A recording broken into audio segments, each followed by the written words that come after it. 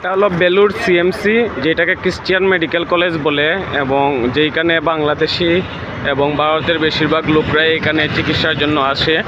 তো এইখানে প্রায় 147টার উপরে ডিপার্টমেন্ট আছে, 1000 জনের উপরে স্পেশালিস্ট ডাক্তার এবং নার্স আছে, এবং বাংলাদেশের বেশিরভাগ লোকেরা এইখানে চিকিৎসার জন্য আসে।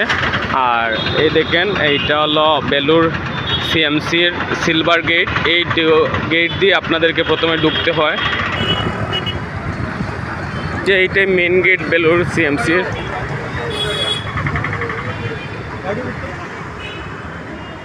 দেখেন এই সিলভার গেটের ভিতরে এইটা, আর এইটা ডান পাশ দিয়ে গেলেই পাবেন হলো ওপিটি, আর এই বিভিন্ন ডিপার্টমেন্ট এইখানে ভিতরেই আছে।